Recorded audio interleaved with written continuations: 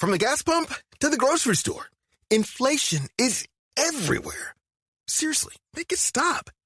Thankfully, there's one company out there that's giving you a much-needed break. It's Mint Mobile.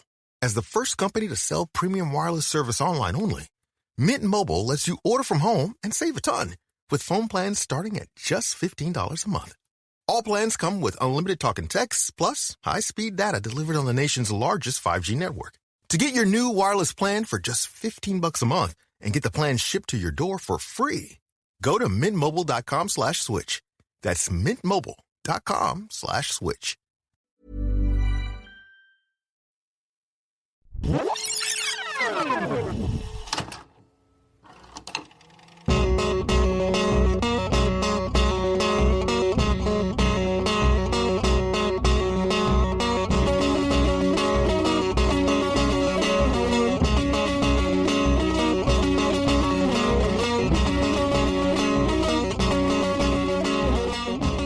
My marriage is not ending, just on hiatus. To put his family back together, Daniel Hillard needed a job. Do you have any special skills? I do voices. Yeah! Nancy and I are still looking for the other half of my head. Look at me right now, Moneypenny. I want to undo that bow and get to know you. Mr. Hillard, do you consider yourself humorous? I used to. And a decent home for his kids. How do you like it? Can't you just tell Mom you're sorry? But he found a way. I'm placing an ad for a housekeeper. Housekeeper? Could you make me a woman? To have both. Wow. Let's pray.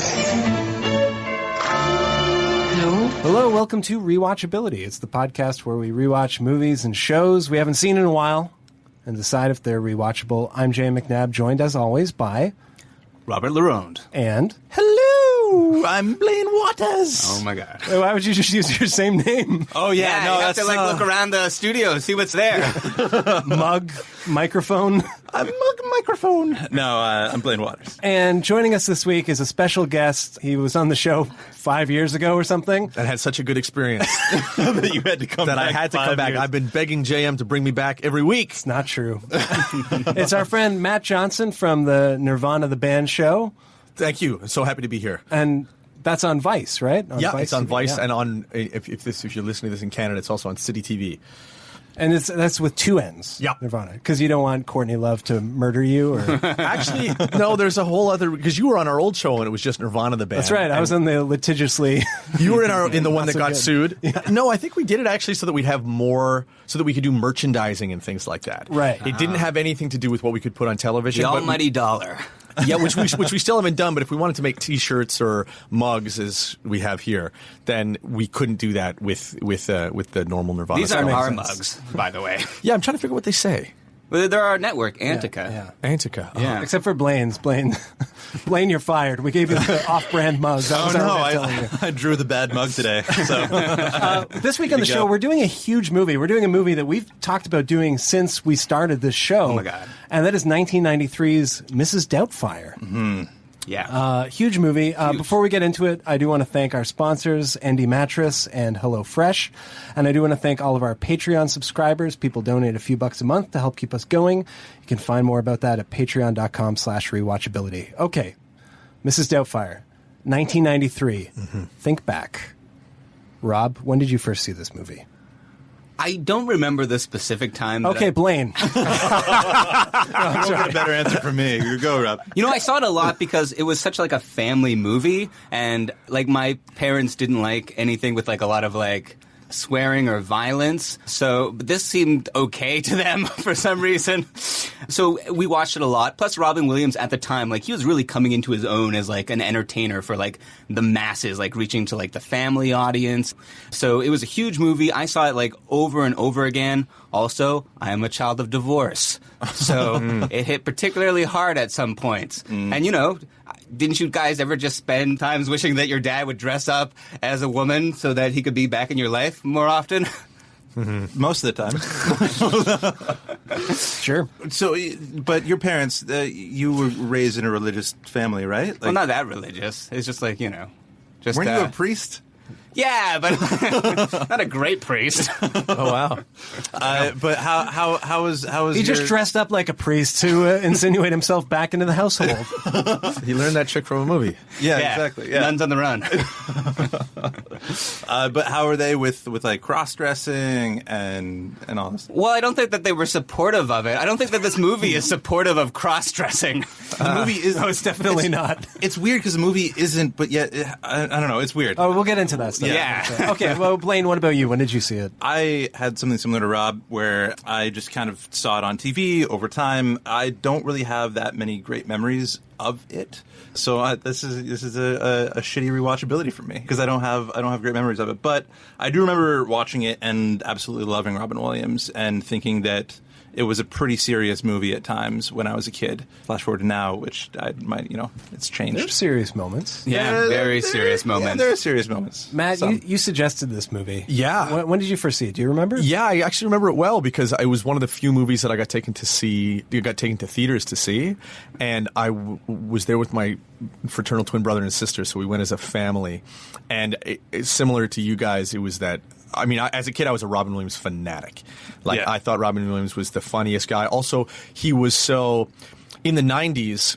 He had been so cleaned up, like he was no longer doing like the dark stuff that he was doing or any of the dirty stuff that he was doing in the 80s. So I just thought he was basically a children's entertainer. And to me, he was like the funniest person in the world. Yeah. Which kept on going with Aladdin. And I saw just about all of his movies throughout the 90s. Anything that came out, I got taken Even to. Flubber? Actually, weirdly enough, I've never seen Flubber. Yeah, me neither. I never saw it.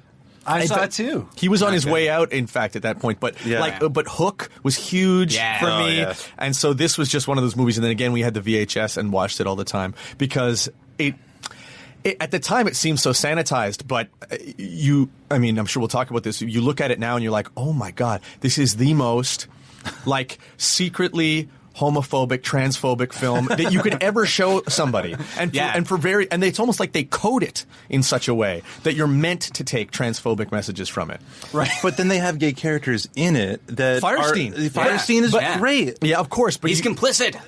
Extremely so. Yeah. Extremely so. And I'm sure we'll talk about this. Yeah, we'll talk about it. But. Yeah, I don't have any real distinct memories of seeing it in the theater. I did see it when it first came out. The only thing I remembered specifically was I wanted to show it at a birthday party, like my own birthday party. I didn't bring movies to other people's birthday. You were 31 years old. I remember buying the tape because it was like a little bit more to buy, and I was like, well, this movie will never seem dated. I'll just, invest.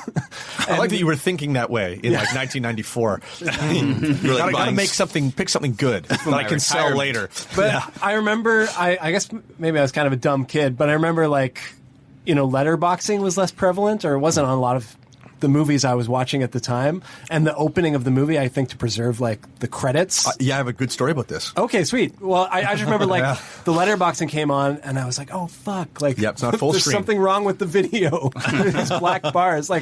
What was your story about it? That recently we were in the show we were making. We were shooting some footage of it being played off of a VHS tape that we specifically got a full screen tape of. Mrs. Doubtfire? Mrs. Doubtfire. Oh. And when in your shows in season 3. Did you shoot your new show at my birthday party in 1994? No, but we were so pissed because we put it in and it was widescreen and we were like, fuck, this doesn't match the stuff we shot before. And we were all pulling our hair out because we knew that we had a full screen version of the tape. We were looking everywhere in the house. And then somebody came downstairs and was like, wait a minute, that is full screen. And we all looked at the TV and it was full screen. And it was like, the universe had just changed, but now I feel less dumb because I was like 11. No, we completely fooled us, and you were 100% right that the reason that old movies that were transferred to VHS needed to be widescreen at the beginning is because titling, they didn't do title safe for widescreen, so those really beautiful hand-drawn titles went beyond what a full screen thing could show. Yeah, exactly. Yeah, I love the idea that there would be a letterboxed version of Mrs. Doubtfire at all. We need to preserve the director's vision. Hey, you know what? I wouldn't laugh. A lot of love went into that movie. The restaurant scene is still, in my opinion, holds up. Yeah, for sure. It's all those deep focus shots. You need to see what the extras are doing. right into the kitchen. Right into the kitchen. You can see it all. You go from Sally Field being like, I'm sure he'll be back in a minute, and you can see him in the kitchen in the background. Everyone has their own little stories. It's like a Joyce novel. Right. Okay, well that's great. Rob, do you want to run down the plot of the movie? Yeah, well, so it sort of starts with a cartoon in full screen.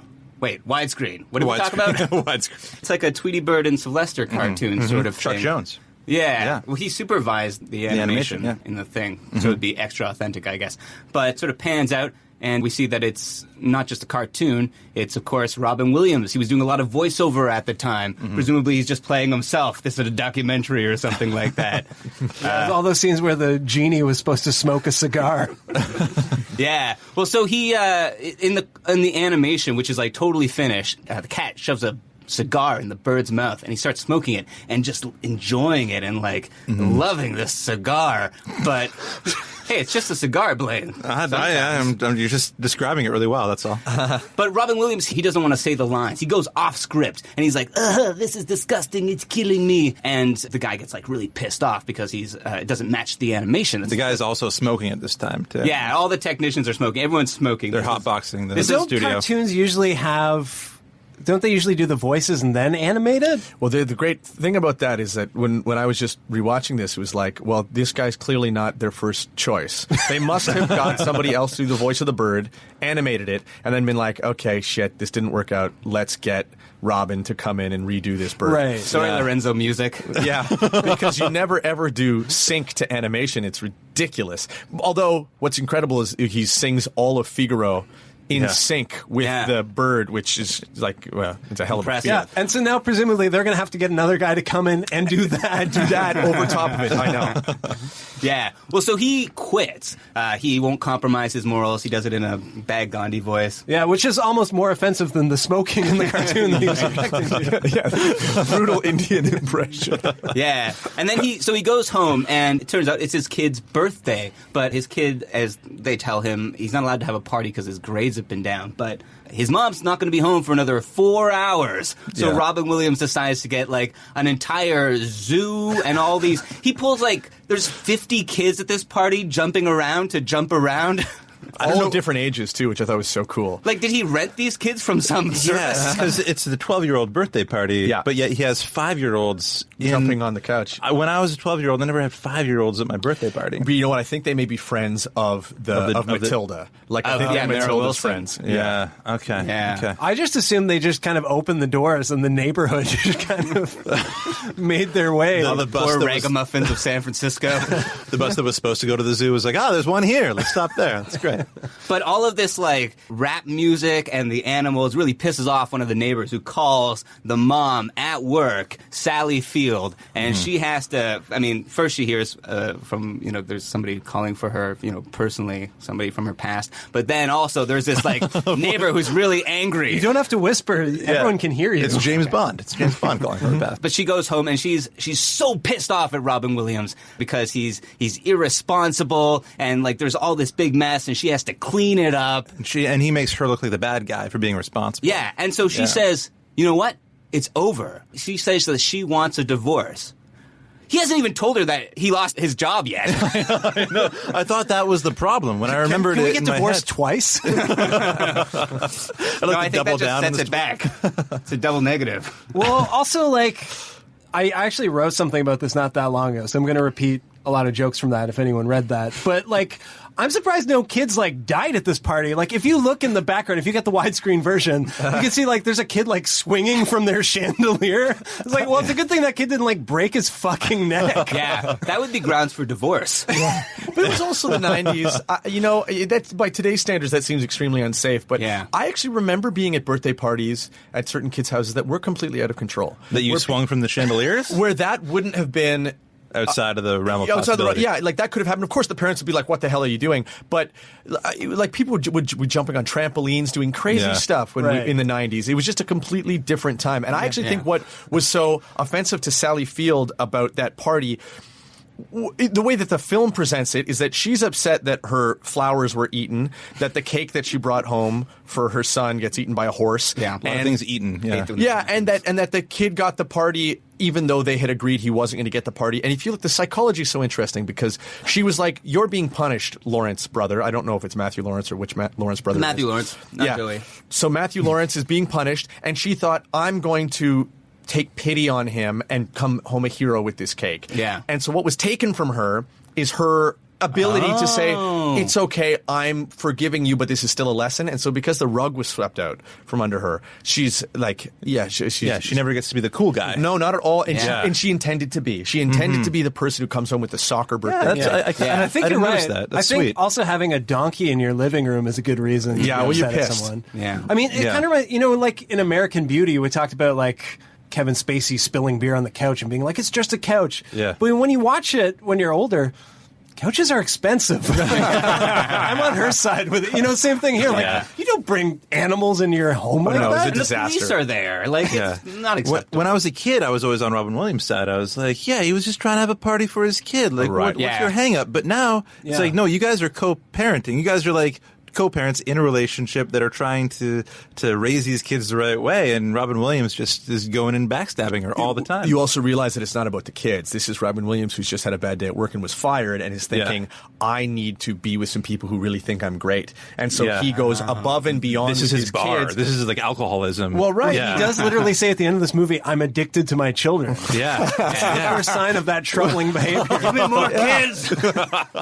I'll tell you when I've had enough. Yeah, he's like a witch in an old tale. Yeah. And we should mention, we all love Robin Williams. Yeah, sure. Of course. We all almost thought we would never do this episode when he passed away.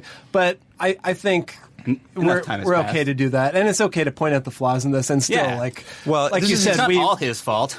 and this is his character that he's portraying in this movie. This isn't Robin Williams himself. It's also, I was thinking about it, it's one of the few movies I can think of where it's like, I can't even see it being like a movie you could watch with anyone else in the It's a Robin Williams film. Yeah. Right. It's like Ace Ventura, Pet Detective. It's like one of those films where, not to say that those films are comparable at any level, but it's a movie where it is such a bravura performance that was written for the actor that you could not imagine. It just wouldn't exist. No. Like, this guy sold the movie. Well, it's like he wrote it. I did find it really hard to like separate Robin Williams from like the character that he's playing before he puts on the dress and the prosthetics, because he's a voice actor, which he obviously I knew him best as, and he's like still like the crazy guy doing all the voices, and like he does have like this groundedness, I think. Well, he has the sadness. There's such sadness to him too. Yeah, you believe when he says he's in those court cases. I mean, we haven't talked about that yet, but when he's in court and they're telling him you're not going to see your kids anymore until you get a job, like you believe him that this is his whole life. He's the best at making the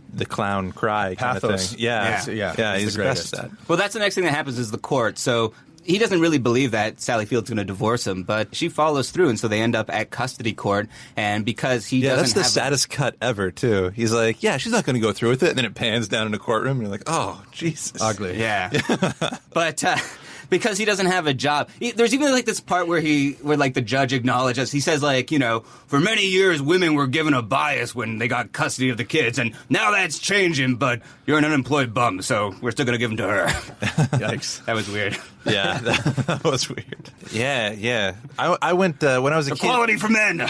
When I was a kid, I went camping with like the first guy, the lawyer who won the first case for the man to get the kids. And wow. Yeah. What? In Canada, you mean? No, in the U.S. It was like he's an older guy. He could have helped out Robin Williams. Wait, did you say you went camping? I went camping with him, yeah. Why are you going camping with strange lawyer men? No, he was like a family friend of the family I was going camping with. Oh, okay. Yeah. Wow.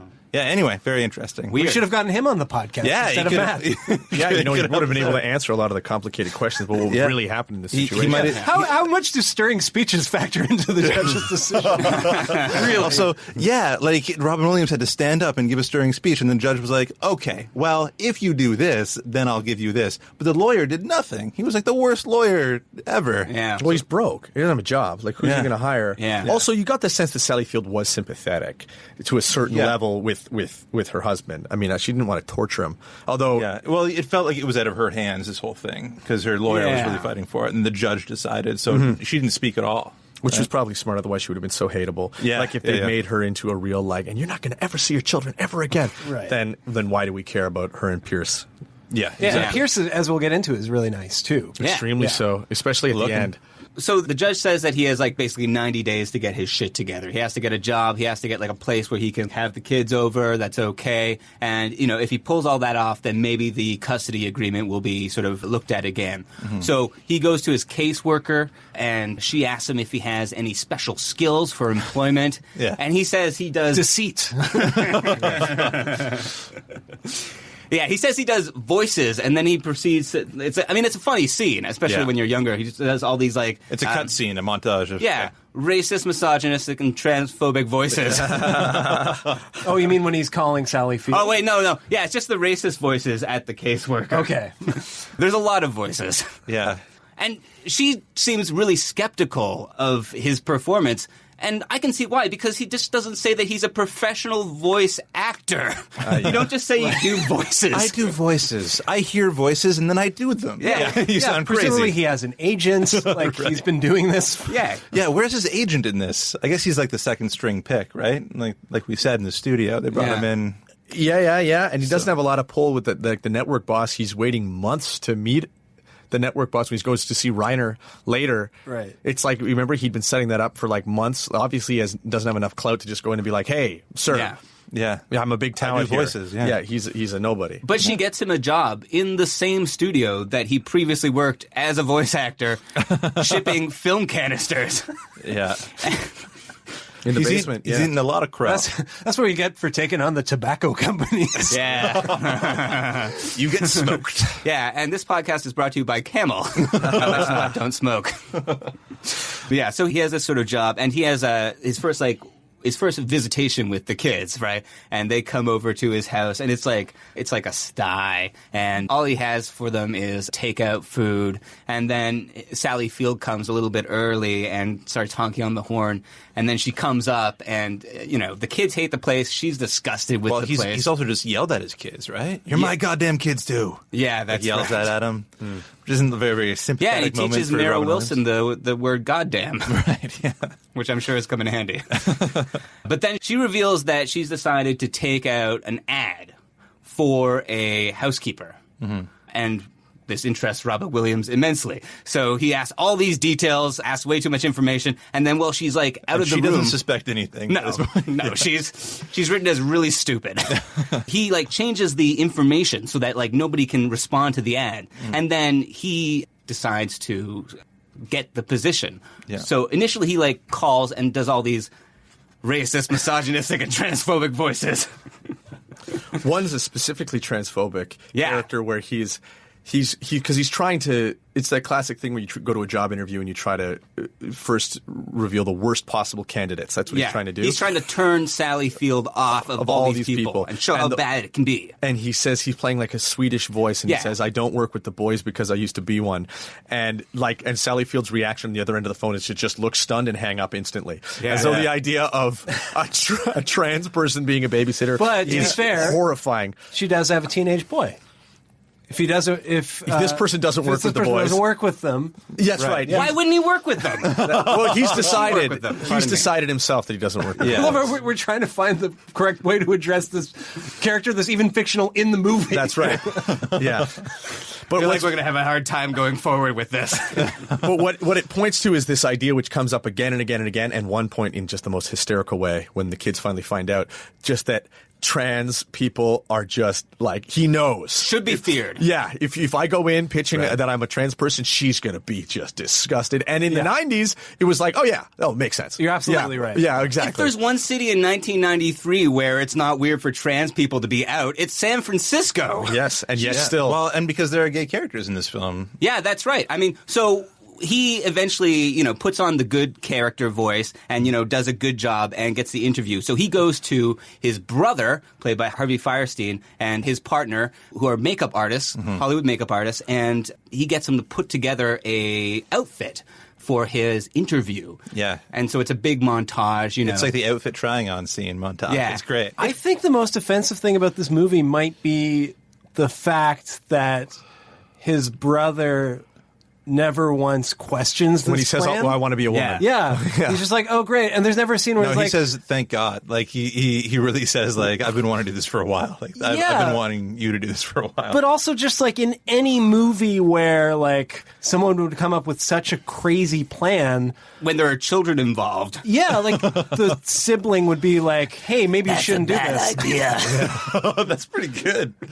No, but you know what? But they're like, well, they're gay and they're makeup artists, so they'll just think it's fun. Yeah, There'll be a montage. But throw a musical number in there. Throw something from Fiddler. But nobody tells him that the idea is bad. Yeah. Right? No. In fact, the movie runs into trouble if a character criticizes the plan because we're not supposed to. The audience is meant to think, yes, this is the only thing he can do. Right. And when it works out so well, if we had known this was a bad plan, then we're thinking what the character's saying, which is there's better ways to do this. And that's not what we want. Right. Or any of these things. Whereas for the movie to really work, we need to be completely invested in Robin Williams' plan as a good plan, or as be caught up in it. Yeah, also as an ethical plan. You're dealing with a situation where you have to do something, so this doesn't seem like it's that unethical until it unravels at the very end. Yeah, I think as a kid in that makes sense, but watching it now, of course, no, yeah, of course, like, you know, it's going to end at some point that they're not just going to live their lives. Yeah. Until Mrs. Doubtfire dies one day, and they're like, "Oh shit, that was our dad." I mean, why didn't I would think his brother would like talk him out of it. He's like, "You're never going to see your kids again if you're discovered, right?" Yeah. True. Yeah. You know, good, that's what a good brother would do. Instead, they make this prosthetic mask out of a mold of his face. Lots of, like, makeup and, like, a big old wig and, like, some huge bosoms, you know, matronly bosoms. And she goes to the job interview as Ephigenia Doubtfire and passes 100%. Yeah. The kids don't know it's her. It's so weird because The person he's been sleeping with for 14 years doesn't know it's him. The whole family doesn't know it's him, but then his caseworker is like, "You look exactly like Robin Williams." He's like, "Oh, I'm his sister." Yeah. Like, it's so weird that, like, the stranger that's seen him once is like, "Yeah, I don't buy it." Yeah, well, he comes back from the interview and he gets the job because he, like, knows everything about the family and can relate to Sally Field. And he comes back and the caseworker's there for her scheduled appointment. And so he has to do the first of his playing two parts at the same time. Playing scenes. both sides, yeah. Yeah. Entrapment. But so that's like the one where he does like the frosting on the face. What's because his mask falls out the window and gets run over by a truck. Yeah, that's right. Which looks horrifying. I know. That's like a horror movie right there. That's Freddy Krueger. I always thought the creepiest style. thing was those kids watching him in the window across the street, just laughing at him. Yeah, the two young and him boys. being pissed. Yeah. mad. Because he's like so upset and they're just laughing. I remember just that being an awful moment. But they're also weirded out by him, too. And then they start laughing again. Yeah, they go like, "Sick." Sick. That was before sick meant cool. Oh, yeah, I know. But that's another theme that gets 1996. repeated over and over again. The perversion of cross-dressing. Right. The perversion of being trans. One of the most telling 90s line in the whole movie is when, this is getting ahead of ourselves a little bit, but when he gets caught peeing standing up by Matthew Lawrence. And so Matthew Lawrence realizes, okay, Mrs. Doubtfire has a dick. The next line of dialogue is to his sister when Matthew Lawrence runs out of the room. "Lydia, call the cops."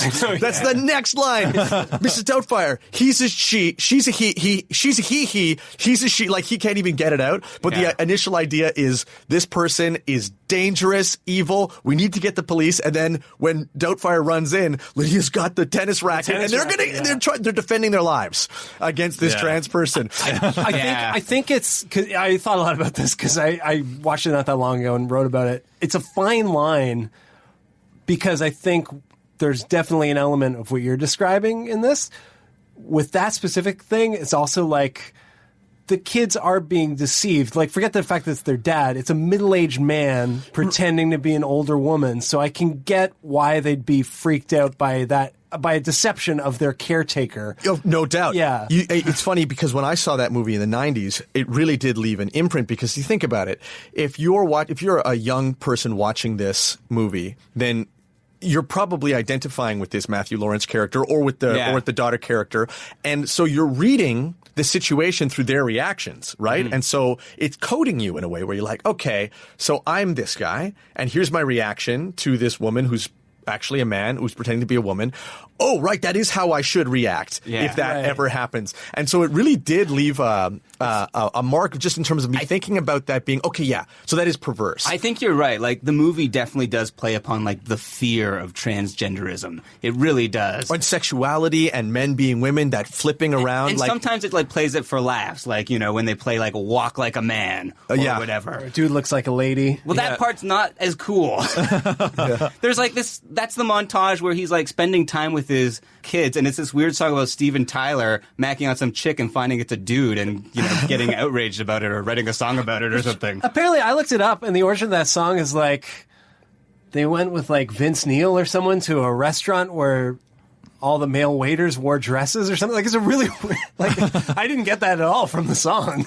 But in a way, I don't know, even when I was a kid, like watching Mrs. Doubtfire, I kind of put myself into Robin Williams' shoes a lot, because you were saying that you kind of put yourself into the kid's shoes. Well, with what's cool. I mean, with what's cool. You're thinking, oh, this is the coolest kid ever. He's got House of Pain playing at his birthday. Like, you know what I mean? Like, he's into rap. You want to be that kid. You're 12 years old, and you're like, oh, yeah. And the Lawrence brothers, remember, in the 90s, those were the coolest guys. He was the Superhuman Samurai Cyber Squad. Yes, he was. Oh, so man. like that guy was a role model for people my age watching television. Oh, interesting. And so you see that movie, you're like, oh yeah, this guy's cool. This guy's really cool. Because my role model, like, it was Robin Williams in this movie, and so watching him go through this, I was kind of like always looking to him for the temperature of every scene. Yeah. And so he does some stuff that is very like, yeah, this is what I have to do this, and it's not wrong or whatever. But then there's other parts where he's like, Dad, you don't like dressing like a lady. And he's like, well, some of it's pretty comfortable. No! And he like totally cuts himself. So it's really weird, because at certain points it's looked upon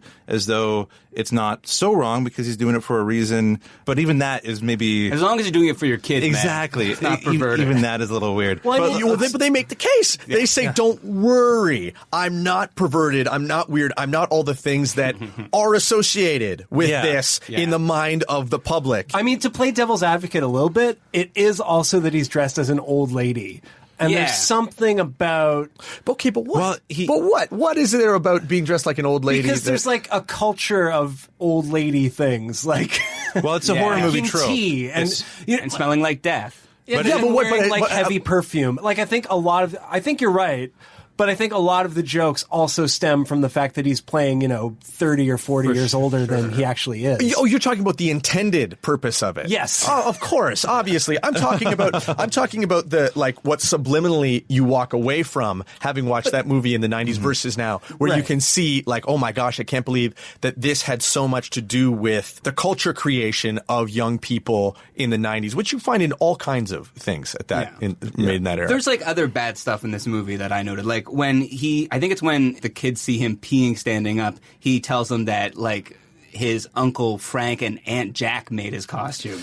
Yeah, well, it's kind of really? like I didn't even notice that. Yeah, it's kind of like how... I barely heard it. But I know. It's kind of like how he tells his kids how to understand gayness, I guess. Yeah, because one of them has to be a woman, right? Yeah, one of them. So, yeah. Well, let's talk about this more when we come back, but right now we'll take a break. Hey, it's Sheena Shea, and as you know, life can get crazy when it's all happening. But whether you're a mom like me or have a ton of work engagements, also like me, everyone should have 2 minutes to spare. So everyone can enjoy a Factor meal, a delicious, dietitian-approved meal that's fresh, never frozen, and gets delivered right to your door. You can choose from calorie-smart options, protein plus options, and more. Visit factormeals.com/Shea40 for 40% off your first order. Welcome back to Rewatchability. We're talking about Mrs. Doubtfire with our guest, Matt Johnson. Okay, what else do we have to talk about in this movie? There's so much. Well, we haven't really talked about Pierce Brosnan, who is like Sally Field's love interest, new love interest, and sort of like threatens Robin Williams' place in the family. He's like the old flame who he like calls her up supposedly because he wants his apartment redone or something like that. And so she comes with like, he's opening a B&B. Oh yeah, that's right. She comes with all these like sketches that she's like done, and they're in full color and they're beautiful. And she's like, but really, I want to get to know you. Yeah, she keeps on talking about the sketches, and he's like, let's date. Let's do this. Let's go for a drink. It's kind of uncomfortable. Yeah, I didn't like him at the start of this movie, but then by the end of the movie, you kind of do. You kind of grow to like him. Well, the thing bit. is he smiles and he's so charming.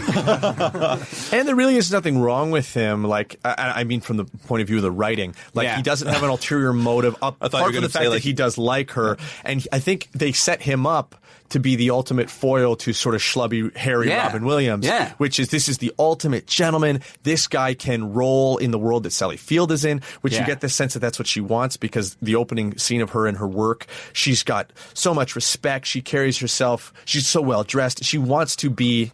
You get the sense that she wants to travel up class. Yeah, and Pierce Brosnan's already there. Yeah. So he's at the place where she wants to be and is kind of pretending to be. Whereas her husband, Robin Williams, is where she came from. Right. And so she's dealing with that dichotomy. And he's always losing his job. Exactly. He's a bum. Yeah. He's a bum. Which brings me to my question. Is this whole movie is kind of the theme, the like tech boom of the 90s, gentrification of San Francisco? Because he's kind of like, he's like the baby boomer generation. And like that was when they have their first fight. He's like, you became one of those like corporate types that used to hate. Oh yeah, right. Yeah. That's right. He just wants to like party and because it was around this time that's really in the 90s when San Francisco started to be. And Pierce Brosnan with his fancy B&B, he's part of the problem. Yeah, gentrifying. This, And she says that part of the problem was that he wanted the party to continue, which is like with animals as well. Also, she's like he was so funny, and then it stopped being funny, all the stuff that he would do, which is really sad because Robin Williams is like the perennial man-child. Yeah, I was like, what are you talking about? This guy's hilarious. Yeah, this guy is always funny. Well, it's a bit of the Blue Valentine syndrome where you've got the wife is looking to advance their station and the husband is saying, well, what's wrong with us? Yeah. Right? Isn't our life good enough, Sally? Like, look, our kids love us. We love each other. Like, do we need more than that? And she's saying, yes, I do need more than that. The sort of like crisis of masculinity maybe at that point was that like men had been forced into professional lives, and then people like Robin Williams decided that they wanted to have more fun and be more jovial. Meanwhile, women in their battle were finally getting to work, and they want men to fucking do something. This is why I read this thing about women freezing their eggs because there aren't enough eligible men. Right. Well, it's funny how because they're all schlubs and voice actors and podcasters and doing their own thing. And there's a real gender swap because you see Sally Field becomes the breadwinner, and Robin Williams is unemployed, and he's saying, "Well, I'll just stay home with the kids," and she says, "No, I'm not going to accept that."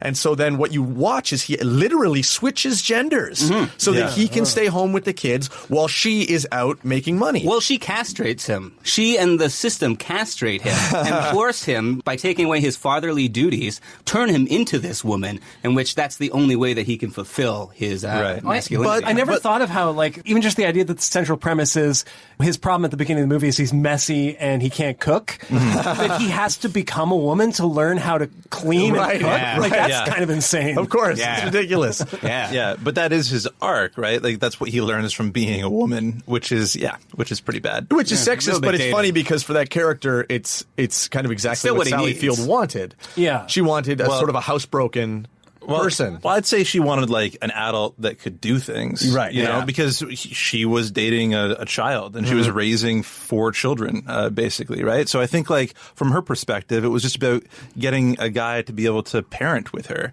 And by the end of the movie, he becomes the parent through learning how to be that parent through Mrs. Doubtfire. Yep, which is kind of a nice thing in this movie. Like, I mean, okay, let's talk about the creepy factor. It's kind of hard to enough ignore. with nice things. No, but like, I get that that's the lesson he learns, and that's a good lesson. Yeah. But the fact that he learned that lesson by like deceiving his family and re-entering the home that he was legally barred from. Yeah, violating a court order. Yeah, like that's kind of awful, right? Well, he knows what he's doing too, because kidnapping. He mentions Norman Bates in the beginning of the movie. Like, he knows how weird for his family this will be, what he's doing. Yeah, so, like, forget like the gender aspects. Like, even if he had dressed as an old man and was lying to his family, it's still fucked up. Yeah. Well, if we'd be reading in the newspaper, that's for sure. Like, if that happened today, like real life Mrs. Doubtfire, there wouldn't be a ton of sympathy. Honestly, I thought that this was going to end with like a suicide by cop or something. Like, really dark. It's like falling down. I mean, it's kind of like you could recut this as like 1 hour photo dark, you know? Yeah, Like, it's that close. Well, I saw, like on the internet a few years ago, I think people were like, someone recut the Mrs. Doubtfire trailer as a horror movie. It's like, yeah, that doesn't sound difficult at all. Not even a bit. Like, you just have to change the music. You can just switch one, like, whatever score for the other guy. I don't know if you guys saw one of the international posters is creepy as hell. It's just... Keep quiet. Oh, yes. Mrs. Doubtfire putting a finger to her mouth. That's weird. I know that image. Yeah. I know that image. That was used in North America as well. Yeah, I remember that. Okay. I image, remember like that it's from been the 90s. burned into your brain. Well, yeah, we'll post that on our Facebook in case people want to take a look at, or make it their desktop background. It's quite an image. It's quite an image. Yeah, and even the poster we're used to is like Sally Field is like on the other side of a door between Robin Williams and the kids, like the door of lies, I guess. Yeah, but it plays into the dramatic. Like the audience is complicit. Like what's so cool about that poster is Robin Williams is looking at you and saying, "Don't tell the other characters in this movie.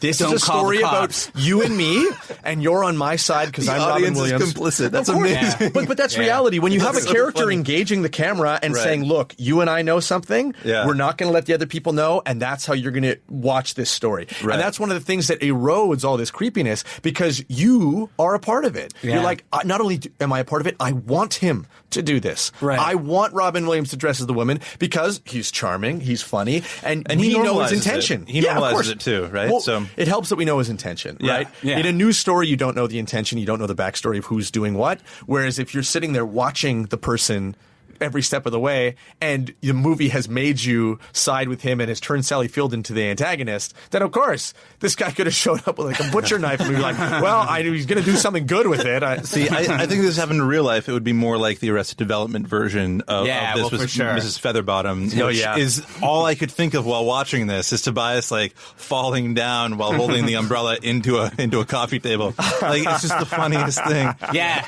It sort of like ruins it to watch it. I mean, Yeah. other than the things that already ruin it to watch it, that it does itself. Right. But like, Yeah. you're like, yeah, how do they just not see? Well, and Mrs. Featherbottom is kind of funnier, like in a way, because it's so stupid. Yeah. and it kind of makes you realize how stupid the premise of Mrs. Doubtfire is. Like, Yeah, well, of course it's funnier. I mean, when something already exists and you can just have a team of writers be like, "All right, let's try to let's milk build on everything that." we can Yeah. out of it." Yeah, of course, that was hilarious. But I think that the reason that works so well, that Arrested Development thing, if you haven't seen it, you should see it. Tobias That's Hume Arrested K. Development. Yeah. AR. But the reason it's so great is, I think the same reason that we're still talking about Mrs. Doubtfire is that for some reason that movie was singular. For some reason, everybody had some thing about it, and it was so original and so out of left field. And the fact that we were in the 90s able to forgive all of this insanity. Well, we didn't know. But there were adults at the time who should have known. Yeah. But it just went along. It was just a part of the zeitgeist, and people were like, "Yes, what a great movie." I mean, I'm too young to remember, but do you think people were out in the streets being like, "Oh my gosh, this is ridiculous, this is insane, it wouldn't work"? Like, I bet you reading reviews of that movie, people would be like, "Incredible feel-good family movie, great message, great performance." I don't know, because I've never read reviews of that I think movie, everybody but- had to do a cross-dressing performance at some point before Rite like of the passage. 90s. Yeah, like Dustin Hoffman. That's what I can think of. But it was a huge movie. I mean, like, even now, I was reading there was a news story recently, like a 4-year-old had a Mrs. Doubtfire themed birthday party, which when I read the headline, I assumed meant they brought animals into their home and just I would destroyed think them. the Sally Field come back angrily. Yeah. No, it's just like they had a cake and stuff. It was very disappointing. But even like when Robin Williams passed away, people went to That was the house in San Francisco and Yeah. like left a bunch of flowers and stuff outside, which is weird because like I don't even think he ever went to that house. Like, presumably he was just on a soundstage, right? it was But he lived in San Francisco for years. Yeah, Isn't that where he what that- started Well, he may have and driven everything. by the house. I Right. just mean, like, there was no iconic scene where he was Partied like, there once or twice. This is my place. I think when people think of Robin Williams, especially from this generation, that is one of the films. Sure. I think it might even be a top 3 in terms of that's where my brain goes right away. It definitely would is, say but so. there's so many better films that he's been. It's so weird that this captured the imagination of everyone, whereas something like The Fisher King, which he's so good in, like, didn't. You know? Well, that wasn't a movie. That wasn't a Well, that's also a family kids' movie. movie, That was, but I agree that he's. Well, if it's like well, we all family just saw movies. Mrs. Doubtfire's dick. I wish I'd looked up what the rating was. Iphigenia, put it away. But I don't know. I think there was something about this movie that I can't imagine there was much criticism of it at the time. No. I just remember it being very of its time. like I probably saw this movie 20 to 30 times as a kid. Like, it was just one of those ones, you know, everyone would put it on. If you were at a get-together, that was something people would put on for kids. To put on. You get totally sanitized, which is, again, I think, speaking to just how crazy different the 90s were than now. Because now a movie comes out like that, and it could never be made, but on top of that, people would be like, are you kidding me? Look at what you're saying. It's like children's movies now, especially from the 90s, are being looked at with such a deeper lens. You look at Disney movies now like Moana or what was that movie, Kubo and the Two Strings? I know it's not a Disney movie. Yeah. But they are so careful to really present an egalitarian, free society where everybody, like, there's absolutely nothing. Right. I'm sure there is, but there's so much less to point a finger at and be like, wow, that's backwards. Whereas, like, you can pick any movie from the 90s, it's a family movie, and it's just full of this stuff. Yeah, people would lose their minds if this Basically, movie came out now. Every Robin Williams movie is problematic. Aladdin, problematic. Oh, yeah, big time. But for different reasons. Jack, probably. That's a lesser film, yeah. But one of the things I found, getting to the end of the movie, obviously has that crazy restaurant scene. Yeah, which is like the best scene in the movie. It's excellent. Yeah. It's excellent. Even watching it now, in terms of, like, if you put that movie on today and were to just watch it, there's a lot of stuff that's laughable and stupid. But that restaurant scene, in my opinion, holds up just because it's such a great trope of this guy's got to be in two places at once, and Robin Williams pulls it off. Like, he pulls it off because it's so physical. I don't think I got when he was a kid that he was just getting hammered. Yeah, I didn't get that either. Yeah. And that's another thing. And I didn't get that he tried to kill Pierce Brosnan. Yeah. No, I know. And at the end, it's such a great line because Pierce Brosnan doesn't know that he tried to kill him. If you haven't seen the movie, what happens is Pierce is deathly allergic to pepper, which is hysterical. Yeah. And so DOUBTFIRE, because he's drunk, is like, well, Pierce shows up with a necklace and he gives Sally Field the necklace, and DOUBTFIRE, or Robin Williams, his name's Daniel, gets the sense that, oh, this is going too fast for me. I don't like this. So he questions Pierce Brosnan on whether or not his plan is to fuck Sally Field.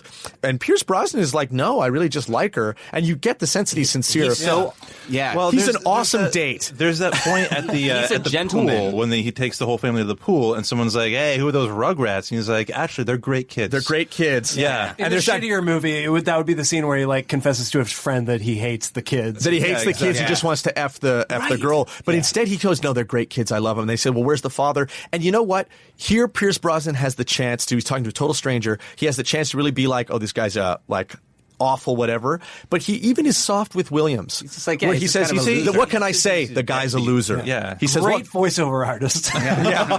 Love the Pudgy Parakeet cartoons. Yeah. No, but just like, what else would he say if you were Pierce Brosnan? Yeah, and he's not saying that he's pathetic, doesn't have a job, whatever. He says, what can I say? The guy's a loser. And I think he's discreet while still getting the point across. Yeah. But this has stayed with Williams, and so at this dinner, he said, enough is enough. I'm drunk. I'm going to take this guy out. And so he goes back into the kitchen dressed as a chef, puts pepper on the guy's jambalaya. Well, I feel like it's more of a thing of opportunity. It's not... if you have the chance to kill someone, do it. Yeah, but for what? Like, what does he think he's going to gain? Does it really matter if this guy has an anaphylactic attack? That's actually not going to advance his story unless his plan really is to have this guy. Does he go to the kitchen to do this though? Because, okay. Yeah, in my rewatching of it, I thought it was kind of on the way by. No, he was like, he's like, I will kill that. It's completely out of the way. He has to stop. He's meeting with Rob Reiner about his future television show. Just a minute, I have to go kill someone. Oh yeah, sorry. No, it's not. It's a character actor. I don't know. He was in an episode who plays Rob Reiner. Yeah, in a lot of movies. It's so funny. I thought it was Rob Reiner. He looks so much like him. He looks a lot like him. He looks like Rob Reiner does now. Yeah, right. But I mean, like, for a movie where ostensibly it's about this character Daniel's growth, we're well into the third act. We're almost at the end of the movie, and he's trying to murder someone. Although, you know what, you got to give him the benefit of the doubt. I don't think he actually was thinking of killing him. I think he was thinking of just kind of messing with him, humiliating him. Yeah. But what's great is that Pierce has no idea that happened, and so there's this amazing scene where Pierce then chokes on a shrimp, and Mrs. Doubtfire gives him the Heimlich maneuver, and of course this is the big... That's what happens when you have an allergic reaction. You choke. You choke. So I was always confused about that. He's having... The climax is Mrs. Doubtfire giving the Heimlich maneuver, which knocks off the mask and reveals that he is... who he is to the entire family. But knocks it off in a terrifying way when it only comes down half down on his face. And everyone's horrifying. Like, Daddy? It's like, no, just peels it back onto his face. Well, because at this point, Matilda's the only person who doesn't know of the kids. Yeah. And so that's really the heartbreaking moment. Pee yet. Yeah. And so, but what's crazy is Pierce doesn't know that Mrs. Doubtfire poisoned the food. And so when it's all over... it's this really kind of awkward moment where the only people left at the table are Pierce Brosnan and Daniel. And so Doubtfire turns to him and says, sorry about trying to poison you with the thing. And Pierce Brosnan instantly forgives him. It's like, no problem, don't worry about it. Don't worry about it. And leaves. For the Heimlich. He says, thanks for giving me the Heimlich maneuver. This is crazy. I like that they set up that he knows the Heimlich maneuver at the beginning of the movie. Do they? Yeah, they do. What? Yeah. I don't remember that. When he's like talking about his like skills. Good writing. Yeah. I was like, that's going to come in handy later. I never would have thought that. Yeah, well. But then in the courtroom scene after that, when it's all come out that it was Mrs. Doubtfire. Oh, and by the way, when it does come out that he's Mrs. Doubtfire, I do love Sally Field's reaction. Oh, yeah. She goes freaks through out 7 different stages of grief. A silent scream. Yeah. But then, so we're in the court and the judge passes down a sentence. Here's where I think it gets a little transphobic, because the judge is upset, not because Robin Williams violated the court order he set down, but because of like his unorthodox lifestyle the past few months. He violated what a man is and what a woman is. Hell yeah. They threw the book at him. But it's like, he like literally just did the opposite of what you said, but you're still like, well, you've been a little peculiar. Like, come on, judge. Yeah. Does he ruin his chances because he's at this dinner with his potential boss and the family? No, he gets the job as Mrs. Doubtfire. Yeah, it's one of the genius turns of the movie is that he comes back accidentally to the table and as Mrs. Doubtfire, and he says, Daniel, what the hell are you wearing? And then he says, I want to introduce you to this new character. And he doesn't go back to the table. You don't know what happens. Okay, because that's weird. Bad news for Rob Reiner, because Steve Bannon made a lot of money off that Mrs. Doubtfire show. Because in my mind, when I watched it when I was a kid, when he gave Pierce Brosnan the Heimlich maneuver, he was seen to ruin like both chances, because the other guy saw him and was like, oh, this wasn't just for me. It was you doing this to your family. Like I remember that happening, but it's not in the movie, obviously. But why not? Because they were in the same restaurant. Like, that guy was smoking, non-smoking. Yeah, it's another great thing about the 90s. No, the 90s is that when they first go in, Rob Reiner's sitting in non-smoking. Yeah. And so when Mrs. Doubtfire shows up with the family, he goes, smoking! Yeah. Smoking! He insists that the family get, like, secondhand smoke. 93! Yeah, he goes against his own morals that we saw at the beginning. But to answer your smoking. Yeah. Oh my God! This is even worse than we thought. He turns into a monster. Well, you know what? You know what? A little lie will twist you in knots. That is the message. One lie will twist you in. And so at the end of the film, web we weave. You are the exact opposite of the anti-smoking. You were willing to risk your job, and your family's health. But at the beginning. Wow. But then, it changes. But it's weird. If there was a huge commotion at a restaurant, even if I was sitting in a different section, I kind of like poke my head over to the side and be like, "What was that?" Yeah. No, but that's what I mean. They couldn't see because of the haze of cigarette smoke. It was just like a storm cloud above the smoking section. It is going to be funny for people who watch that movie in like 5-10 years, who were born in 2000, that a major plot element is the smoking versus non-smoking sections. There was a vaping section in the restaurant? Like, no. It was smoking. They did something else. Smoke in a restaurant. Wow. But I was saying, because obviously, they make a TV show out of Mrs. Doubtfire. She's the television host. She becomes a children's TV host. I was just thinking, like, man, like, will that backstory ever come out, like, on the IMDb trivia for the Mrs. Doubtfire show? A character workshopped with his own family without their knowledge. And against judges' orders. Judges' orders. Imagine if you read, like, that Mr. Dress-Up had been, like, lying to his family and, like, telling them he was Robin Hood or whatever. That's disrespect, Mr. Dress-Up. It also made me think, because he's got, like, gorilla puppet sidekick. It made me think, it would be great if they did like a spin-off movie where the guy was also a divorced dad who like pretended to be like a pet gorilla for the family and was also disgraced. Yeah. And his final message is one of divorce. Do you remember that? Right. Yeah. Mrs. Doubtfire does a coda about how sometimes mommies and daddies don't want to be friends anymore. Children. Yeah. Don't blame yourself. Yeah, but except Rob. For those last few scenes, Sally Field's TV is just inexplicably on all the time. Like they keep being surprised by the fact that the TV's on. And well, they're like, I wish Mrs. Doubtfire was still around, which is a weird thing for the family to say to begin with, because they know that that's their dad. Like, wouldn't it just be easier to say, I wish Dad was around? But doesn't it seem like they're going to, like, Sally Field's setting up to, like, bring back Mrs. Doubtfire in character to further fuck with their children's lives? Yeah. I was screaming no at the screen. Also, it would be really sad if they're like, Daniel, we want you to be more a part of the children's lives. but only if you dress as Doubtfire. Mrs. Doubtfire. Yeah. Oh, jeez. We don't like Daniel. We like Iphigenia. But it's also weird that A man's got to do. that at the beginning how he gets the interview with the guy is that he's making fun of one of the hosts, The old timer. who's kind of boring, but he's an old man. And Robin Williams just replaces him with kind of a slow-talking old woman. Same thing. Which No, is, but just, come on. his pitch is that Yo-Yo can make a mean cup of cocoa. But she doesn't do any of the hip-hop stuff at the end. She's funny. But she can. But we know she's capable of it. She makes like a subtle allusion to like the taped recordings of Princess Di that led to her divorce. Like that's some pretty subversive. Oh, yeah. Give me a children's rap TV. song about divorce. I need it. No, I like that. I think that all works. And that guy who gets fired is the mailman on her show. Yeah, so delivering his Talk own about pink eating slip. crow. Yeah. Like that guy had it way worse. What about my family? Yeah, my friend Kurt Laub pointed that out to me because I never realized that when I'd first seen the film. And he was like, yeah, if you thought Robin Williams' character had it bad, no way. This guy gets fired by Mrs. Doubtfire, and then he's turned into the mailman bit part who just comes in to deliver. And this guy's like 80 years Dead old. with her own firing. For that I guy. know. Brought him back on. His wife died a week before Mrs. Doubtfire strolled into the studio. See, I read that as kind of like a nice thing. Like, she didn't just fire this guy. There was like another part for him on the show. Right. Like, But no, it's- it was supposed to be nice. It was supposed to be like, kids, don't even worry about that guy. Yeah. He's fine. Don't even worry about him. It should have just been like a cutscene to him rolling in money, like his severance package or something. Yeah. We also never get any more of Pierce Brosnan. Like, we never see whether like their relationship continues or whether like he becomes part of the family. I liked him. I wanted to see But you know him what? That again. actually complicates the ending because I think the filmmakers are trying to have the ending be, are they going to get back together? Are they not? They shouldn't be getting back Well, of course, together. I know, but think about it. You're a little kid watching this movie, and you want to at least have some type of hope because Because you're Doubtfire's- parents. You want your parents to get back together. Quite true. And Doubtfire says sometimes they get back together and sometimes they don't. Yeah. Right? That's his closing message. And so it's not. I think we can all, as adults, say, well, clearly the Pierce relationship was good, and she's going to stay with him. But you want to be able. There's a glimmer of hope. Yeah, but if I was Pierce, I'd be out of there, man. Ex is a psycho. yeah. He's definitely a psycho. You don't want to mess with the psycho ex. Yeah, he loves the kids. He loves Sally. Yeah. I had a thought at to the go end of back the to movie when MI6. he's like driving away in the car with all the kids and she's watching Mrs. Doubtfire and she's feeling pretty fulfilled. Like, what if he just goes to Mexico? Like, what if he never got better and he just turns around and he's like, hello, kids. Yeah, they're like, suckers. they're like, what? No, Dad, you're all right, right? Turns into Split. Yeah. It goes back to his brother. Can you make Mrs. Doubtfire a passport?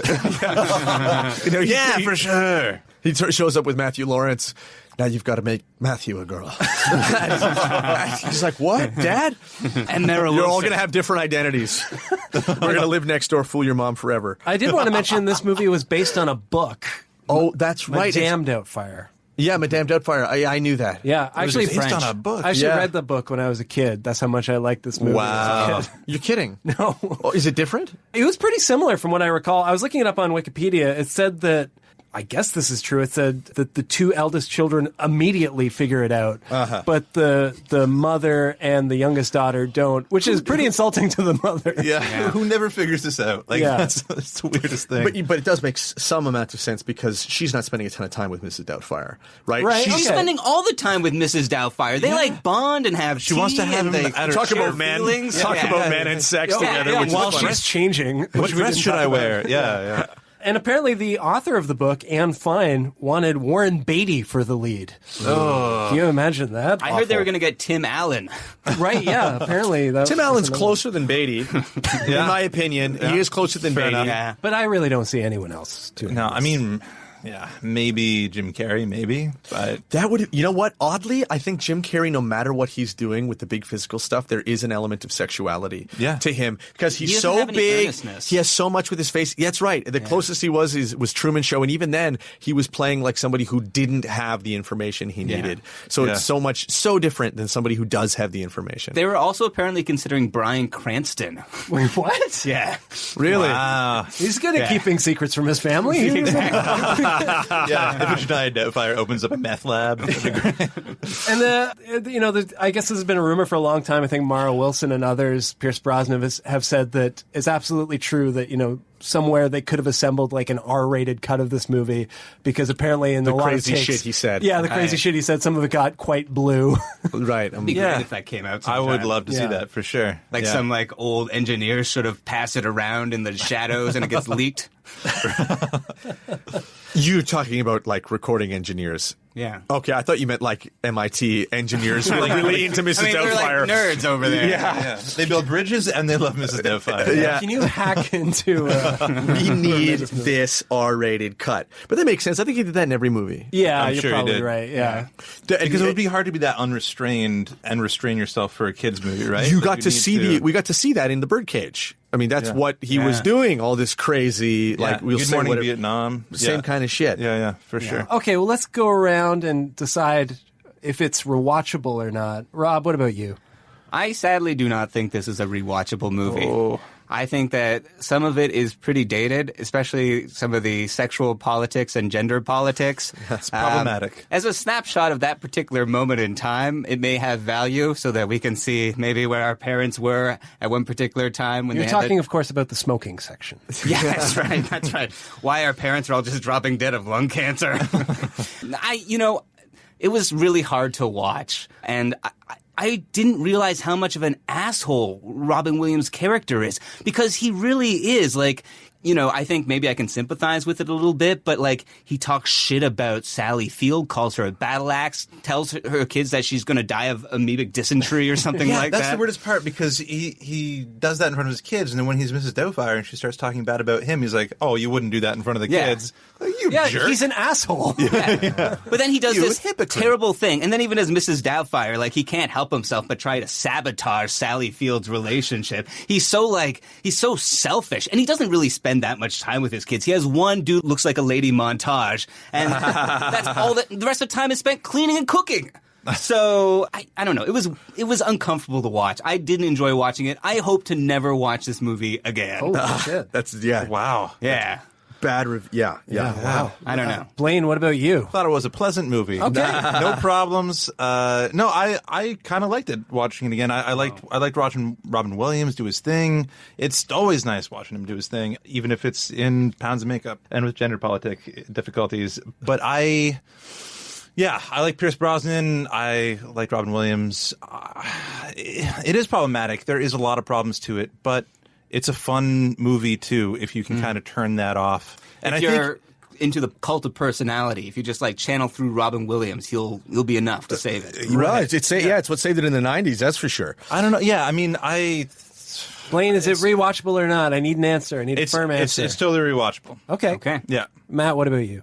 You know what? And I say 100% rewatchable, and in fact, for the inverse of all the problems with it. And I think it's so important, especially at this age, to look at the things that formed your nascent, like your pubescent mind. I mean, this is the shit that, for me anyway, I was kind of the premise. We of should the watch show. this and be ashamed. But I think it's super important because, like, to watch it now through the lens of being an adult and say, okay, so why do I perhaps think the way that I do, or why do I have knee-jerk reactions to certain things that I can't explain? This movie made us hate. Right, so then why not be watching it? And I'm not trying to say that because of this movie, I think every trans person is weird and bizarre, but certainly with all of the media I consumed in the 90s, that definitely formed who I am, whether I like it or not. Like it programmed us. Big time. And I'm a strong believer in not being completely determinate, like I am the product of this media, but certainly my cultural references are. And so to rewatch these things as an adult, I think is incredibly important. So I give this a 10 out of 10 for rewatchability. And also I think the story's quite tight. I think that the writing the writing is pretty tight. Yeah. And for all the reasons that you watch any Robin Williams movie, I think this holds up on that as well. Yeah, because they let him go. They let him do his thing. He's off the leash. Yeah. He's off the leash, and it was one of those fun. movies where Robin can be Robin, and the camera, the guy's just saying, just keep going, just keep shooting. And they do 3 or 4 moments where it's just like, what can you do? When he's doing the Barbra Streisand from Funny Girl, singing. Yeah. That's really funny. Yeah. The sun's a ball of butter. Wow. Yeah. No more about Funny Girl. No, he sings it. He's doing the Streisand No, I don't know impression. the name of the song. Yeah, it's just I don't know the name of the piece, song either, but that's her big hit. Okay, great. I mean, yeah, I'm conflicted, kind of like you guys, but I'd be lying if I didn't say I laughed a lot because of the Robin Williams-ness of it all. Like, his backhanded insults to Pierce Brosnan. Yeah. Oh, incredible. But he doesn't deserve them. I know, but they're so funny. Like when he But buys who the knows bracelet. deserve? Yeah, like it's Drive-by fruiting. Come on. And I think part of it, I think, was a great you know, moment. I was, you know, maybe being a little tongue-in-cheek when I was describing how it's, you know, all about the gentrification of San Francisco, but I think class is a big part of it. I think that's why it resonated with audiences. Where, like, even though Pierce Brosnan is a nice guy, we're like, fuck this guy. He drives a Mercedes. He's buying all this stuff. anything he wants, he gets, including Robin Williams' wife. Yeah. He gets all this just because he wants it. And he deserves it. You know, I hope that B&B fails. Yeah. Well, at $500 a night, I don't know. Yeah. But I think, again, like I said at the beginning of the show, I think it's maybe not a great movie because I think a great movie, if you subbed in a different actor, it should still kind of work. I don't think this movie would remotely work with Warren Beatty, for example. Okay, but do you really think that's a sign of a good or a bad film? Wouldn't you say that a great film is... not all. Yeah. For me, a movie that is really transcendent, you couldn't take one of the pieces out.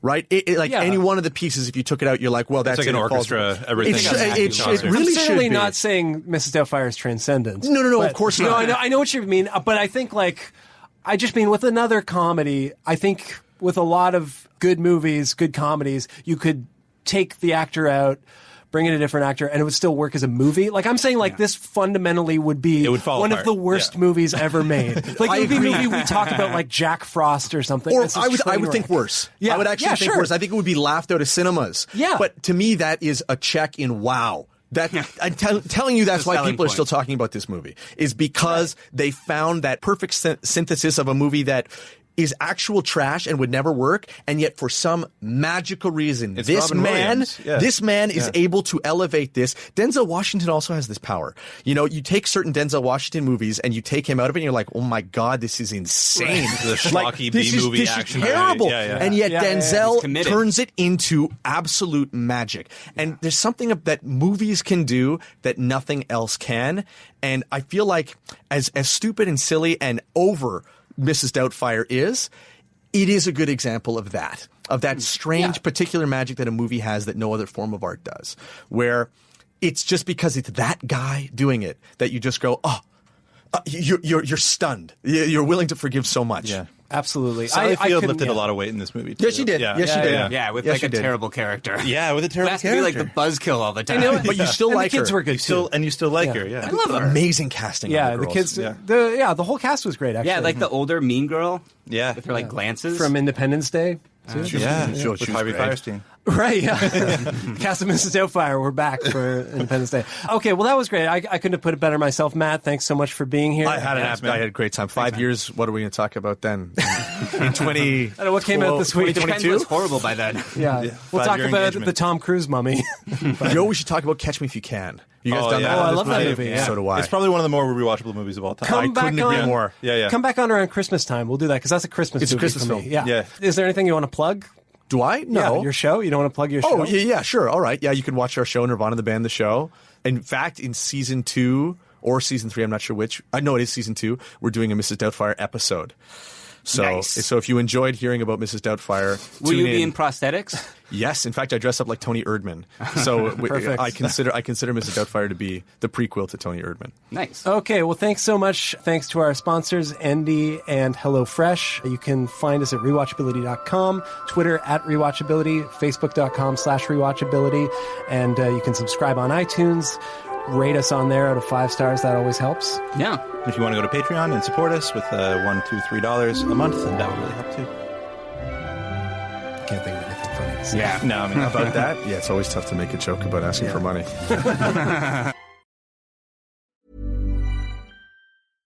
Hey, it's Sheena Shea, and if you know me, you know it's all happening. From Vanderpump Rules and my podcast Shenanigans to my full-time job being Summer's mommy, there's always something keeping me busy, and that's why I love Factor. They send fresh, never frozen meals right to my doorstep. They're packed with flavor, dietitian approved, and make it easy to stay on track with my goals. Delicious and ready to eat in literally 2 minutes. I mean, seriously. Visit factormeals.com/Shay40 for 40% off your first order.